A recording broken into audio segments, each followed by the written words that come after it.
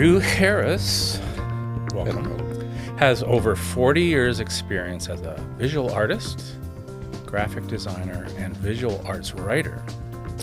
So welcome. How you doing? Well, I'm very well, Jim. Thank you. Been a long time. It has been a long time. Thank you for this opportunity. When was that reunion that we just spoke about? Because that's the last time I would. I believe it was probably in 2006. Okay, so it's whatever the math been a is while on that. It sure has.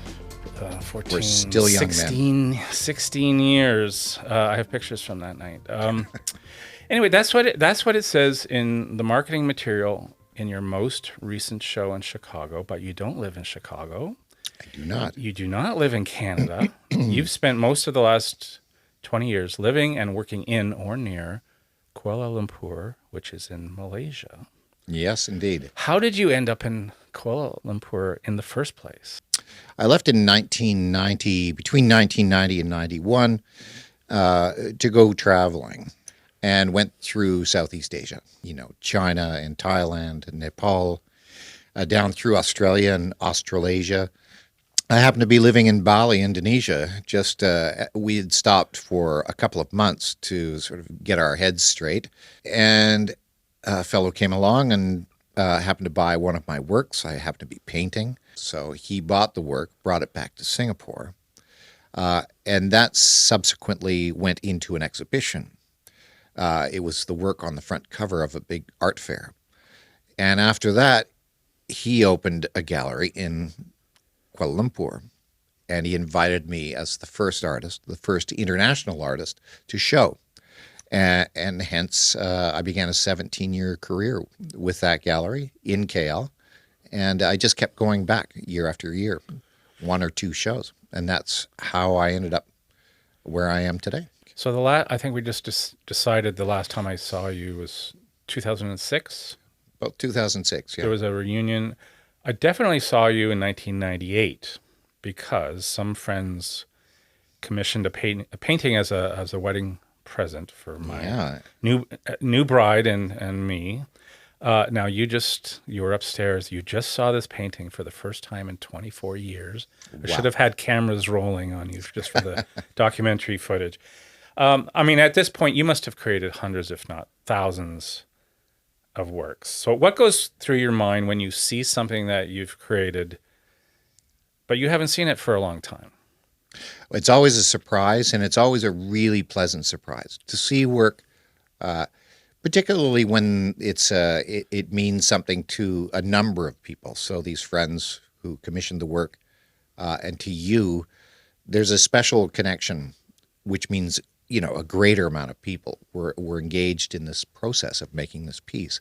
So when I see it, there is something that draws me back to that moment. So you remember the studio that you Absolutely. were in? Yeah, I remember what I wrote in it. I was doing a lot of text or writing into the surface of the painting. And to see it today, there are still elements in there. You seem surprised. You probably forgot that there was a painting here. Completely. I have done a lot of work. I've done a lot of commission works.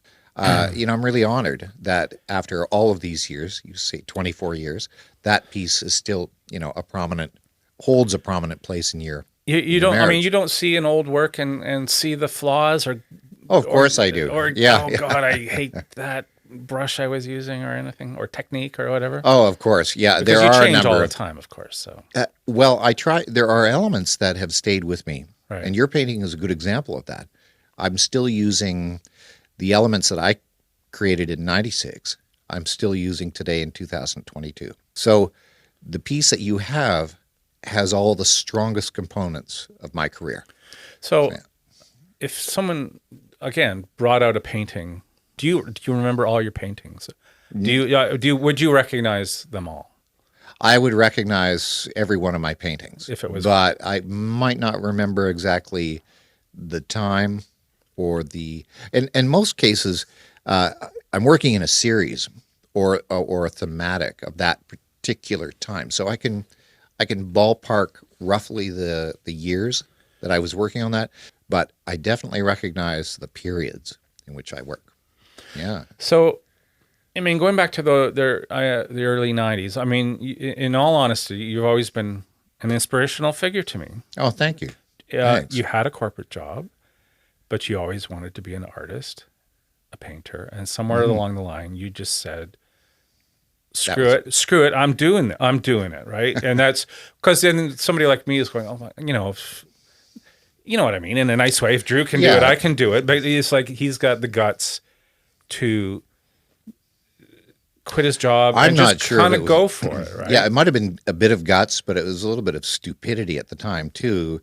Realizing that I was giving up a career that could. Well, that was a recession too. There was a recession, and that, right. There's always a recession for those kids watching. There's always a recession coming, but that was right in the middle of it because that's when I was starting as well. Yes, and that was seen by family and friends as being kind of a ridiculous move. I owned a house in Toronto.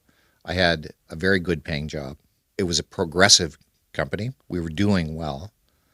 But it was a choice I had to make. I couldn't do 18-hour days anymore. Right. Working as a designer, a young family, and a painting career, the three elements just couldn't work together. So at the time you were painting for yourself at nights and on the weekends or whenever? I was painting at night and trying to get in, as many exhibitions as I could, just group small exhibitions. And it was my real love. It was a passion. So I thought, well, yeah, I can't keep this going for the next 20 years. One would have to give, and that was the design business. Yeah, but I guess my point is you're a guy who just frickin' went out and did it. So hats off to you. And I know it's not all glory, right? No, and maybe we can talk some about that. We kind of got you had a break, right? Yes. Someone found you with connections in bod painting, and then you're on a cover of something. Yes, and then you're in a. And I also think there's an element that the one thing I was blessed with, which was the business aspect. A lot of artists, young artists particularly, and I was in my 30s, late 20s, and early 30s. Right. They don't have the business aspect, or I don't know I wouldn't say business acumen, but I had that business philosophy. Deeply ingrained. So I had this ability to be able to have the confidence to walk up really to anybody in any corporation and say, here's my portfolio. Would you like to look at it? So there was that element that saved me. Right. So during a recession, you take your chance. Right. And if you have both aspects, I understood the markets. I could follow the markets. I understood economics. So I saw that Asia might be actually rising in their economic sector. So did you stay over there because that's you were making? I was bouncing back and forth. So I was doing when the North American economy was rising. I would do shows in Chicago, in New York, Toronto, right, Vancouver. And as it's sort of settled or tamed, the Asian market would rise again. So I had my foot in both markets, and so it was fantastic. When they say right, do they miss you a bit, and then you come back, or is that the idea? Yeah. Well, I could see that the markets that I needed. You always have to get your work into a market that is that's progressive. It's not going into recession.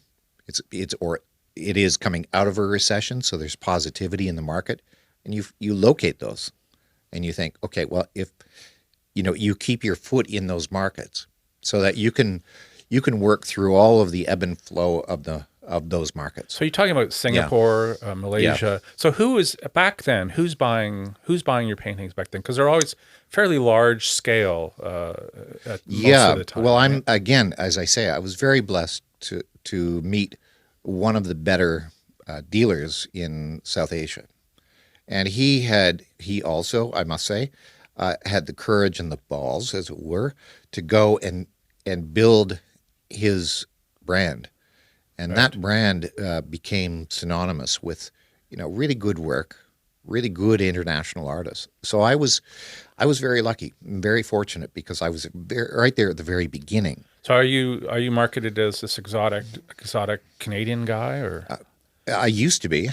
Back then, I mean. Now I'm, Back then. yeah, back then it was fantastic because I was bringing contemporary work, which was just beginning to be recognized in that South Asian market. Right.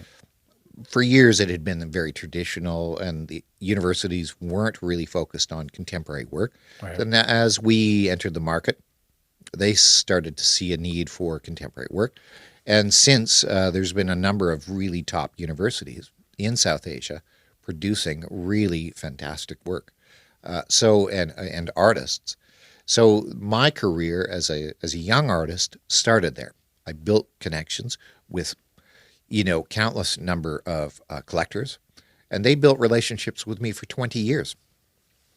At the end of that 20 years or so, or 20, 30 years, there's a new set of artists coming up.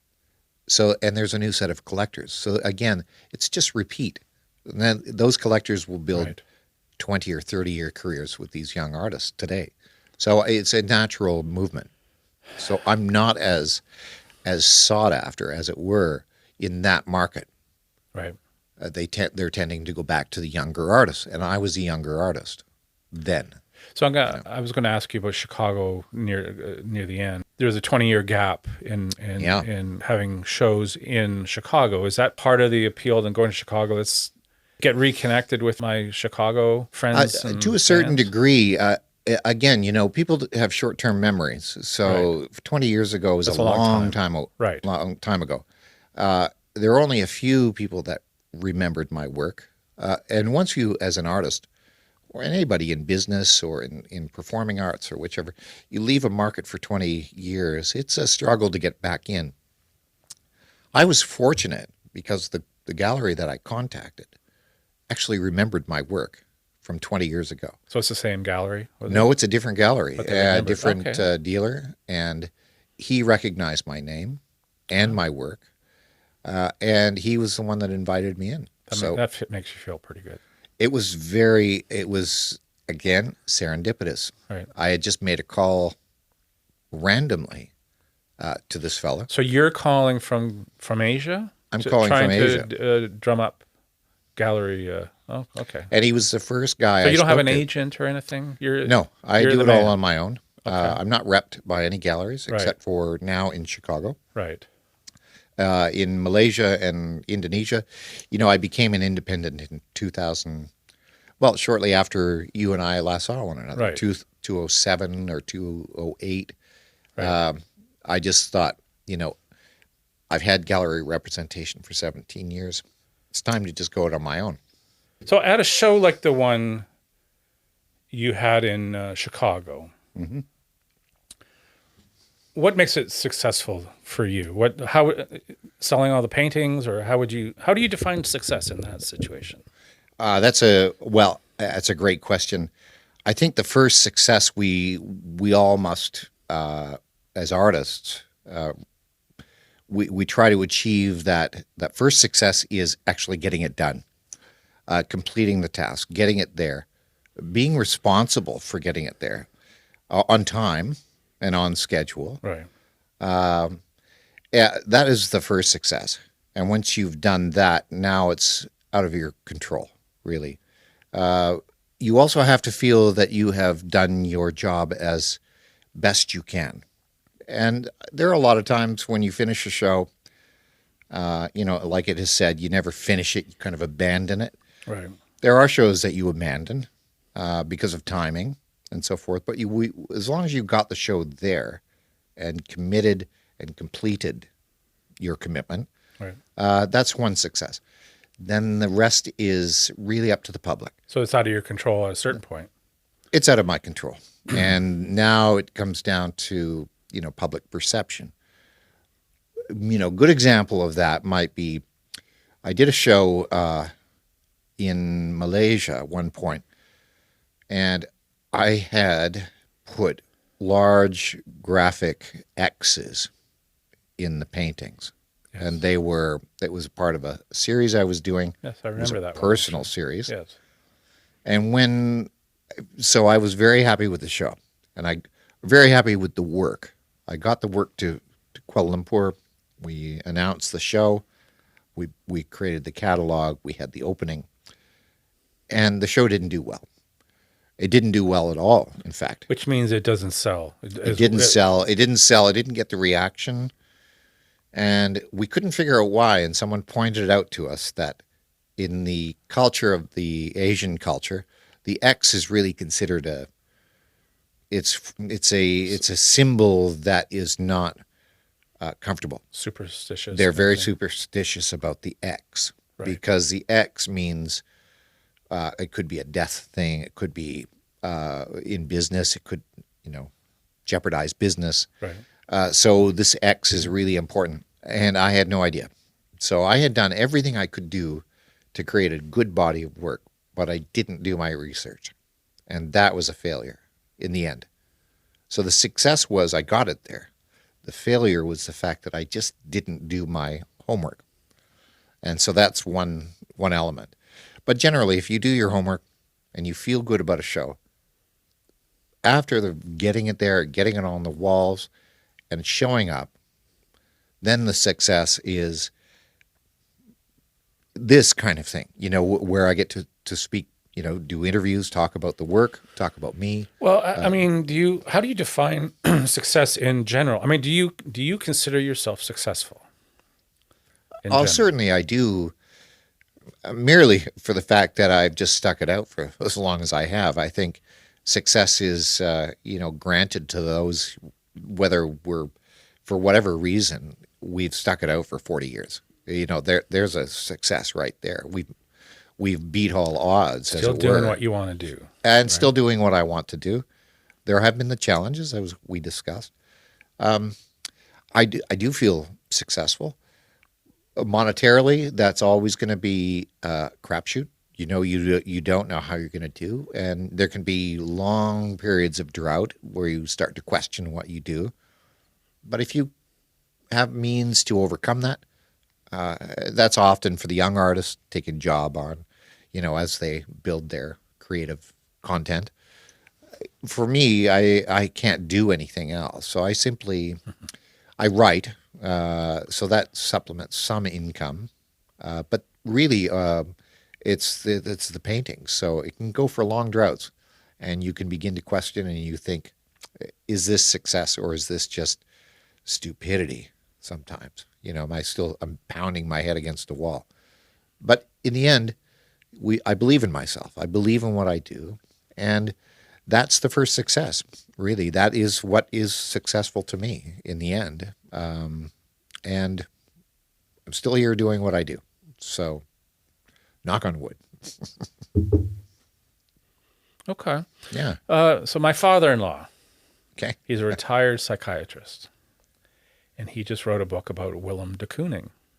Wow. Abstract expressionist painter in the 40s, 50s, 60s. I think right, he died in course. 1997. He's a contemporary of Jackson Pollock. Mm-hmm. One thing that came up, de Kooning would often destroy his work. Whatever he'd been working on that day, he'd destroy it and start over, day after day, painting after painting. And sometimes the people watching would be appalled. Hey, Willem, that looked like a pretty good painting that you just but not to the artist.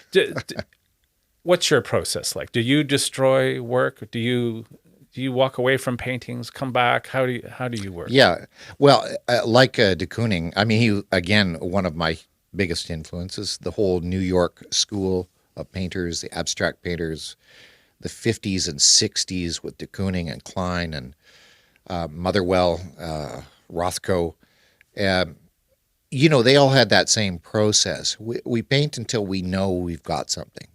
And if the painting's not working, it's set aside. You can always come back to it. And if it doesn't work.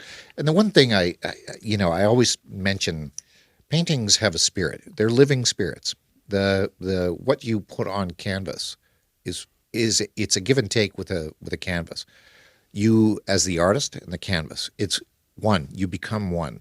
Do you have multiple canvases going on at once? Often. In your studio? Yeah. And you develop a relationship with your canvas. I know it sounds kind of flaky, but so you wouldn't destroy it. It will tell you whether it's going to work or not. And right. If you are intuitive enough, and if you are in tune with your process, you'll know it immediately. Right. And you'll know when a painting is forcing you to stop or pushing you away. It's just something about the flow of paint. And the canvas has a I hate to sound spiritual and way out there, but it really does have its own personality, and it has a voice. And if you force it, you'll never get what you want. And so there's many paintings that I know as I'm creating them, this is not working. It's telling me it's not working. So I can set those aside. But those come back, and they can come back years later. So you go right to canvas. You're not sketching things out in pencil Nothing. or anything. You go right to the I go paint. right to canvas. Right.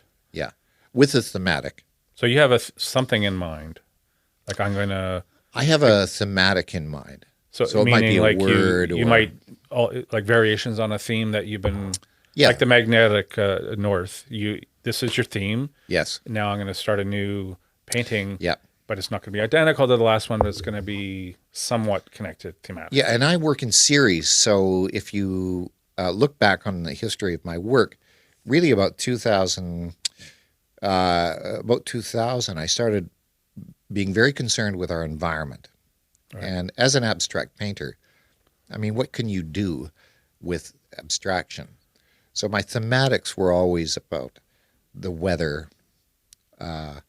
There was a series called the Thought series. It was about the environment, my thoughts towards the environment. When you were inspired by satellite photography. That's right. Yeah, and the Fragile Earth series. Again, and as abstraction work, I try to bring in some narrative that will allow the viewer to really think about the work. I'm not painting specific things about Earth. It's just a feeling. You have to feel the canvas. And one of the concepts behind, as an example, the Fragile Earth, is that this whole concept as a newsreader and as someone that's concerned with culture and environment, we don't put lines on our Earth. You know, if, for example, Canada and the U.S., we have the longest undefended border in the world. We don't actually go and paint a line that tells you this is Canada, this is the U.S. It's a psychological line. So we have resources in Canada that the U.S. doesn't. The U.S. has resources that we don't have. All over the world, there is this. So in my works, it talks about economy. It talks about religious values. It talks about resources. It talks about greed. So, you know, if you look through parts of the world where you've got countries, you know, almost put together in a kind of kaleidoscope of divisions, there are stronger countries in there. And they are taking the resources, or they are politically stronger, or they are religiously stronger. We don't go and put lines on but we define each country by these elements. So this is what I was trying to do in my work, as if looking down from a satellite. If you look at a NASA image, there are no lines on the planet. This is our natural planet, but we ourselves have divided it through greed, through religion, that kind of thing. So this is the kind of message. So I take that. I think the next series after that was, pardon me, I think I did the Peninsula series. And again, it was about the area that I grew up in Canada. And the country I live in currently right now is a peninsula. So there was some element there, and it was about the land. So this is how I move from series to series. Do you experiment a lot? I do. In the studio? I do. You're trying to evolve. You don't want to repeat yourself too much, I guess. Well, I think there's an element of repetition that perhaps it's mark making that I'm known for, that I'm comfortable with, that makes me who I am as a painter. Right. But yeah, I don't like to repeat. There are many painters out there that have found a technique or subject matter, and they just keep, flogging it to death. So you don't want to get bored. You don't want to get bored of yourself. I get bored very easily. So you're restless, and then you want to move on to something Absolutely. else. Yeah. But again, you don't destroy any paintings. Oh, of course. You do, Oh, I do. but not violently, or Well, there have been, you get frustrated while you're yeah, doing it. yeah, yeah. But it, And in fact, some of the paintings that are most successful are the ones that I've gotten to the point where I've I've given up and I've said, okay, I'm powerless. I'm powerless over this painting. You tell me what you want. it's defeated me. It has defeated today. me. Yeah. And when I go back into it, I go back into it with a whole different feeling and a whole, relationship with the canvas. I stop trying to force it. In some cases, I get angry with it. I lay it on the floor. I walk on it. I've done everything from drive cars over paintings, just to get something that, you almost, it's like pushing your friend by poking at them all the time until they react. And this is what you do with a canvas. You poke at it until it finally bounces back. It bites back. And that's when you've got a good relationship. So I find a good night's sleep is good, and then you because you're still thinking about stuff. Absolutely. Probably. And then you wake up in the morning, and when it comes to video editing, I could suddenly do 100 little edits. Of course. At that you couldn't at do 8 the in the night morning, before. and where it was a slog the night before. Do you wake up, suddenly have the answer to yesterday's problem? Absolutely. And I think that has been something I think a lot of us employ. I started doing this in university and in college, was step aside from it. As a designer, I had to learn to do that. There were many days, as you recall, back in the business when the solution wasn't there. And I had to, step aside, go for a walk, go for a sleep, whatever you needed to do. You come back an hour later or a couple of hours later or the following morning, and the answer is there. You just at some point can't see it. So I recognize that now as a painter, 30 some odd years now, 35 years. I recognize that feeling that if I can't find the solution, I have to walk away. So I put the paintings away and I can come back to them the following day, maybe even a few hours. Right. And the solution is there. There's something there. How do you know when you're finished, though? A particular painting? Because the painting will tell you when it's finished. I fully believe. There's nothing more. I look at paintings as I go. We referred to this at the beginning of our discussion today, in that, I see old paintings, and I say, well, what could I have done differently then? And there oftentimes I don't have an answer for that. I don't think there is anything I could do at that time. The paintings tell you. If you're listening acutely, again, it sounds a little out there, but if you listen, the painting will just tell you when it's done. So you made reference to politics and just and things influencing you, and certainly just the state of the world in a gallery setting, or even do you feel comfortable standing beside a potential buyer or collector, whatever you want to go? Do you feel comfortable explaining your art? Is that a cool thing, or are you offended by that? No, and again, because they're not going to immediately see what you see. Not at all. And most don't. But what I try to do is I try to encourage them to think beyond the visual. They have to feel it. My paintings resonate a certain, I don't know, it's got a certain mood. They're not always the happiest paintings. They're not always the brightest paintings. Some of the darkest paintings I've done evoke the strongest message, and individual for each person. So every person that looks at that painting will feel something differently. And there's a really important part of my career, and that is, there's a word taxu, which actually, ironically, is the name of the gallery that we started in Malaysia. And taxu is a Sanskrit word, or in fact, it's been used in the Balinese language, of a spiritual connection to something. So as an example, you might have a gallery full of my own art, and you as the viewer have come in, there's 20 paintings, and for some reason you are drawn to one painting. And that's what buyers buy. That's what buyers look for in a show. For the 19 other paintings, you're not drawn to it. So there's a word taksu, and it's very important in our career that someone will be connected to that painting, and they're usually the ones that purchase it. I can't explain the work. I just say if you feel something and it feels right, compositionally, size-wise, then it's right for you. So I know just enough art theory to be dangerous. So, about 5 years into my university career, I finally went to a lecture about, composition, for instance. Yes. And I can remember, like, why haven't I learned this? I guess I could have bought a book or looked it up, but I didn't know what I didn't know, right? So, I mean, I can stand in front of a painting and, I can't articulate why I like it. It's just something about There's it pleasing. the taksu. Yes, or it may make you uncomfortable, on purpose. Maybe that was the artist's intent. Like, do normal rules of composition, for instance, apply to what you do? Certainly.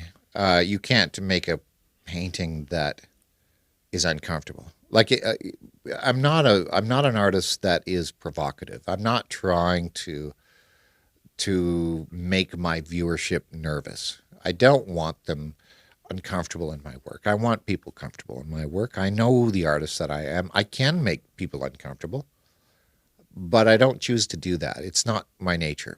I want people to enjoy my work, but I also want them to think it through. Composition is part of that. You have to have an understanding of good composition when you put a two-dimensional work on the wall. Do you consciously go out and break rules? Sometimes? Of course. Yeah? Yeah, I have to. And that keeps me on my toes. That's what keeps getting me up in the morning. I wake up and I think, what rule can I break today? Certainly. Yeah. And that, again, if we understand marketing is about breaking rules. We're breaking rules all the time in our marketing, in corporate marketing. We always have to try things, and things that were unacceptable 10 years ago are now acceptable. So it's, and whatever we're doing today, everybody's trying to have that one thing that no one else has done, and pushing it to the point of slight uncomfortable. Right. And I think there's that edge that good marketers and good companies using and employing good marketing will always bring you to the edge. They won't take you over. So that's really, so every day, I have to think of something new, and I'm inspired by everything I see. Instagram, Facebook, there are certain elements you think, now I could take that and I could do it. Did you ever see Hannah and Her Sisters? There's certain scenes in movies that I just remember for some reason, and the guy, of course, yeah. It's like there's a small scene where the guy goes to see Max von Sydow. So Max von Sydow was a painter in New York, and so the Daniel Stern was a music rock star, and somebody brings him up, and then he's looking at in his private showing in his gallery, and then he makes a comment like, I like this painting because it'll match my couch. Right. Right. Oh, I think with that. So this. what pisses you off? Would that piss you off because the painter kicked him out? Max von Sydow kicked Daniel Stern out. What pisses you off? Something must. I have to agree. I mean, if you really want to know, that probably pisses off a lot of artists. Well, it's rude. It's rude on the surface. But it's not necessarily rude. It's ill-informed. Right. People come, and let's be honest, and I mean, we can't deny it. I mean, people still put art to match their decor. I'm the first one to admit it. I wouldn't have had the opportunity to do as many commissions had I had that. I mean, I have to work with design teams. I have to work with a designer in Hong Kong that says, well, we're looking for 8 paintings. They have to have red in them. They have to have white in them. And they have to go with our rugs. And you say, the elitist artist might say, well, I'm not going to do that. That's under me. And I'd say, absolutely. But you are going to get what I give you. And I will find that balance that you are comfortable with and that I'm comfortable with. But don't tell me what to paint in other than scale Right. and some suggestions. I'm not going to fight a client. So I could say to you, I got this huge wall and I Yes. want a huge painting. But and And of course, if I'm doing my job right, I want to know, first of all, the environment that it's going to Right. be in. Is it a home environment? Is it Right. whatever? But I also want to know a bit about you. So I Right. would just say, so Jim you try to Allan. personalize it Yeah, right come. away. I'm going to come over and we're going to have coffee. And we're going to sit and we're going to talk. You're talking about And, commissions in particular. So you try to connect with your customer in that situation anyway. Before it's 100% essential. right. When I get a commission, I do as much interviewing as I can, and if I have the opportunity, we'll go for dinner. I get to know the people. I get to see little things about them, and something will click, and the painting again will come about because I have a better understanding of them. If I'm just simply doing what I feel like doing, Right. the established artist, then I probably wouldn't get work because it's a give and take. You have to work, and you, Jim Allan, you have to live with my work. It has to be something you are comfortable with, and if I'm going to create something that is not about you, does not fit your environment, we both have lost. You're not going to respect what I do, and you surely won't respect the painting. And I have disrespected you because I didn't listen. I don't know, I can't even give you the figure on how many commissions I've done, corporate commissions. And these are relatively big commissions. These are prestigious commissions in hotels, in the corporate market, in China, in Australia, here in Canada, in the U.S. And without, I think, only maybe one out of the entire commission process that I didn't get it right. Right. And I struggled with it. And it happened to be a 40-foot painting, 40 feet by 10 feet. And it was a struggle. And it wasn't me. It was the third person between client, myself. Right. It was that individual that was directing me through the client. And they couldn't get it right. They just simply didn't know how to tell me what was required. And this is not a small painting. It's for 40 some odd feet. I did finish it, but I got to the point where I said to the client and to my direct client, I think I just have to do what I intuitively feel is right. I'm not going to follow what you said in order to finish this project. Otherwise, I'm giving up, and you're going to have to find somebody new. It'd be wildly discouraging, I'm sure, those kinds of conversations, right? It was, but it was encouraging because it convinced them that their direction wasn't quite articulate enough. So I needed to do it, and I was allowed to do it. And it's one of the better paintings I've ever done, and it's in the Sheraton, Macau. It's been, I pride myself in knowing that I can say 99.9% of all the commissions I've done have been successful. Only because perhaps we have to listen intently. We have to be engaged. We can't be shy. We have to ask the questions we need to ask. And that's the key important thing. If the questions don't get asked and there's no answer to your question and you don't ask it, you are going to be left in the dark. Here's a quote from your most recent bio, too. So Drew is a firm believer in mentoring and freely sharing his experiences with other artists, whether they're just starting out and mid-career or seasoned veterans. And then, so the word that jumped out at me there was freely. Are you? Yes. Is this something you do for free, or are you no, charged for it? Free. So actually, it's one of the most important things I do today. And I have, had a long, very illustrious career. I've traveled the world with my work. It's been great.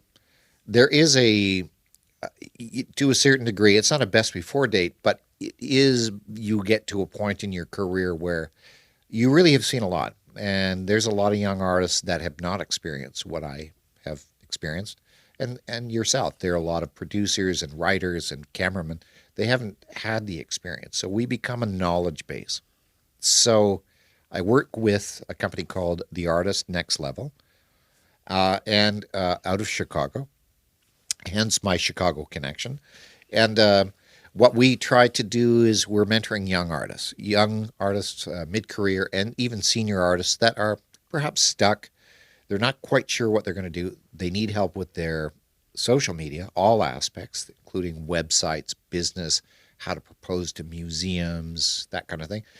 And what we have a wellness program as part of it. So you have to be well. You have to be mentally well in your artistic career to be able to handle the challenges.